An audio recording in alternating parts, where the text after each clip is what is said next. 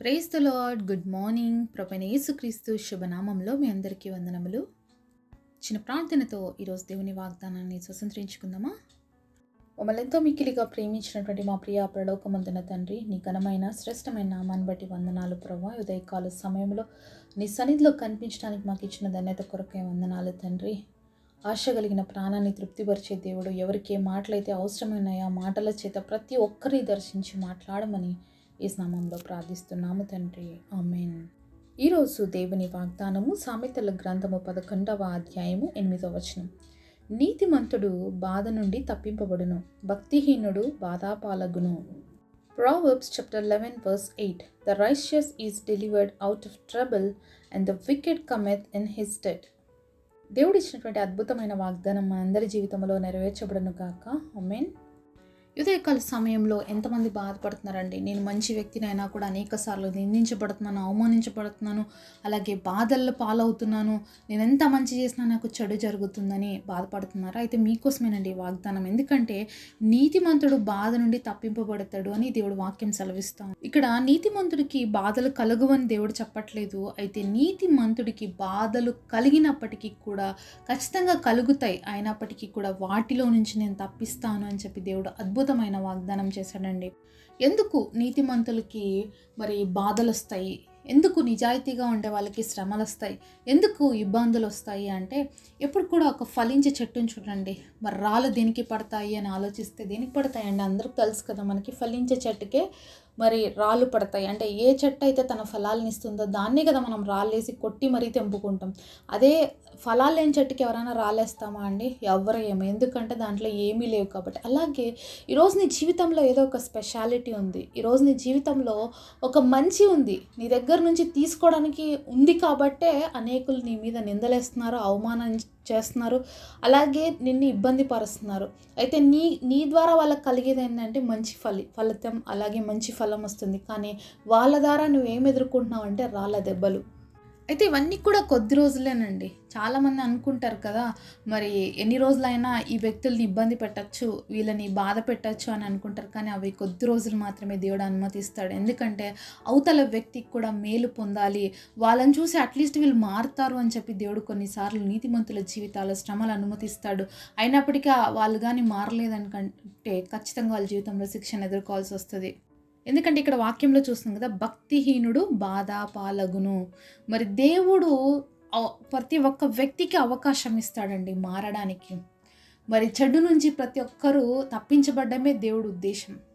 అందరూ అంతటా మారుమనసు పొందాలని దేవుడి లోకానికి వచ్చాడండి. అయినప్పటికీ కూడా మానవుడు దేవుడు ఇచ్చినటువంటి అవకాశాన్ని మాటికి నిర్లక్ష్యపరుస్తూనే ఉన్నాడు. దేవుడు అంటే చాలాసార్లు నెగ్లిజెన్స్గా జీవిస్తున్నారు. దేవుడి మాటలంటే పట్టించుకోకుండా నాకెందుకు చెప్పాలి, నాకేంది మీరు చెప్పేది అనేటువంటి పరిస్థితిలో చాలామంది ఉన్నారు. ఇది దేవుడు మీకు ఇస్తున్నటువంటి అవకాశం అండి. మరి భక్తిహీనులుగా ఉండి ఇంకా పాప జీవితంలో ఉండి అలాగే జీవితాన్ని కొనసాగిస్తే ఏ రోజు మరణం ఎప్పుడు తలుపు తడుతుందో తెలియదు. ఇలాగే భక్తిహీనుడిగా మరణిస్తే ఏమవుతుంది? నిత్య నరకాగ్నికి వెళ్ళిపోతామనే విషయాన్ని గుర్తుపెట్టుకోవాలి. ఎందుకంటే దేవుడు భూమి మీద ఉన్నప్పుడే ప్రతి ఒక్కరికి అవకాశం ఇస్తాడండి. ఒక్కసారి మరణించిన తర్వాత అవకాశం అనేది మళ్ళీ ఉండదు. కాబట్టి ఈరోజు భక్తిహీనుడిగా ఉండొద్దు అని దేవుడు ఆశపడుతున్నాడు. మనం దేవుడు బిడ్డలని చెప్పుకుంటూ కూడా చాలాసార్లు భక్తిహీనతలో ఉన్నవాళ్ళు ఉన్నారు. దేవుణ్ణి ఎరగక భక్తిహీనులో ఉన్నారు. దేవుణ్ణి ఎరగక భక్తిహీనులో ఉండే వాళ్ళకి శిక్ష తక్కువ ఉంటుందేమో కానీ, దేవుణ్ణి ఎరిగి భక్తిహీనతలో ఉంటారు చూడండి, వారికి భయంకరమైన శిక్ష అనేది ఉంటుంది.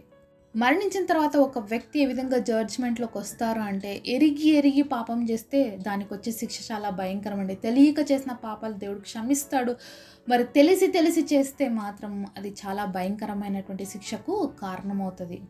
ఇక్కడ మనం చూస్తున్నాం నీతిమంతుడికి అలాగే భక్తిహీనుడికి ఉన్న డిఫరెన్స్ ఏంటి అంటే, నీతిమంతుడికి ఆపదలు వచ్చినప్పటికీ దేవుడు దానిలో నుంచి తప్పిస్తాడంటున్నాడు. అలాగే అనీతిమంతుడు ఎవరైతే భక్తిహీనుడిగా ఉంటాడో వాళ్ళ జీవితాల్లో ఏమొస్తాయంట?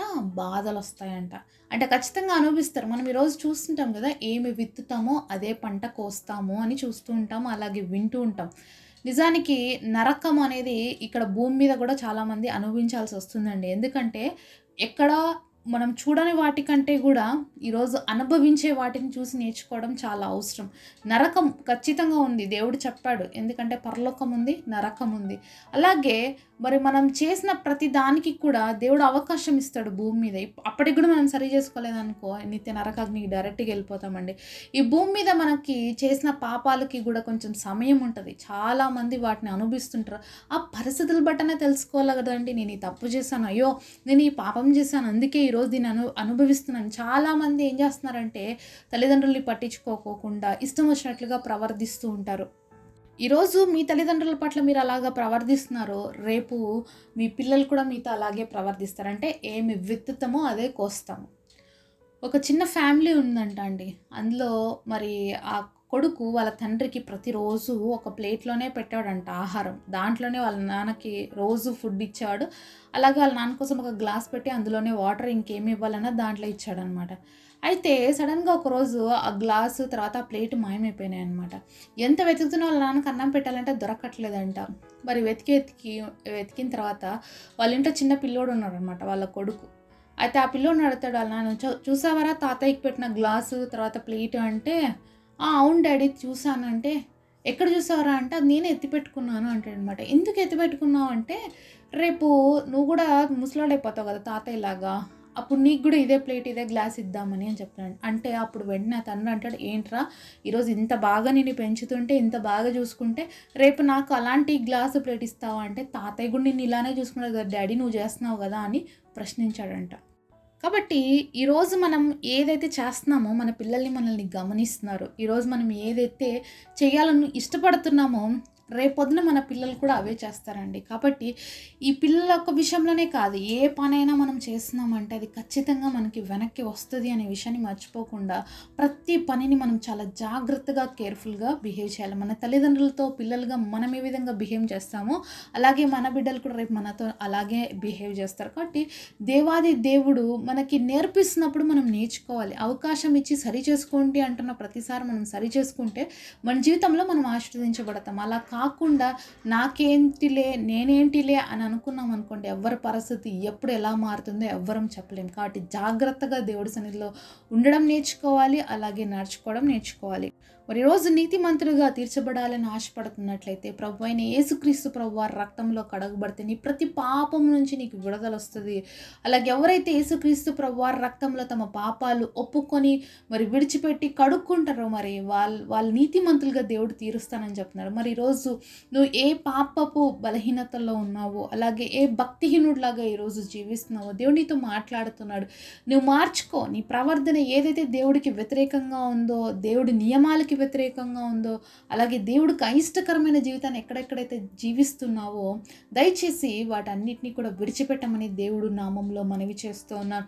కాబట్టి పాపాన్ని విడిచిపెట్టుదాము, పరిశుద్ధంగా జీవిద్దాము, నీతిమంతులుగా ఈ లోకంలో బ్రతుకుదాం. నీతిమంతులుగా ఉన్నప్పుడు అనేకమైన శ్రమలు అనేకమైన బాధలు వచ్చినప్పటికీ వాటన్నిటిలో నుంచి దేవుడు విడిపిస్తానంటున్నాడు. రోజు నువ్వు నీతిమంతులుగా ఉంటూ బాధపడుతున్నట్లయితే దయచేసి బాధపడద్దు, దిగులు పడద్దు.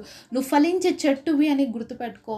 నువ్వు ఎంతోమందికి ఆశీర్వాదకరంగా ఉన్నావు కాబట్టి నీకు దెబ్బలు తగులుతున్నాయి, కానీ నీ యొక్క నీడని ఎప్పుడు కూడా ఆశ్రయిస్తారు అనేకులు. నీ యొక్క ఫలాల కోసం ఎప్పుడు ప్రజలు తపన పడుతూనే ఉంటారు. కాబట్టి నీ యొక్క జీవితం అనేది ఇతరులకి మాదిరికరము, దేవుడి నామానికి మహిమ, అలాగే అనేక మందికి నీ లైఫ్ ద్వారా ప్రయోజనం ఉందనే విషయాన్ని మర్చిపోవద్దు. బాధపడుతున్నావు, ఈరోజు కృంగిపోతున్నావా, నా జీవితం ఇలా అయిపోయింది, నేను మంచి చేసినా నాకు చెడే వస్తుంది, నేను అందరు మేలు కోరుకుంటున్నాను, నా మేలు ఎవరు కోరుకోవట్లేదని బాధపడుతున్నావా? అయితే దేవాది దేవుడు నిన్ను చూస్తున్నాడు.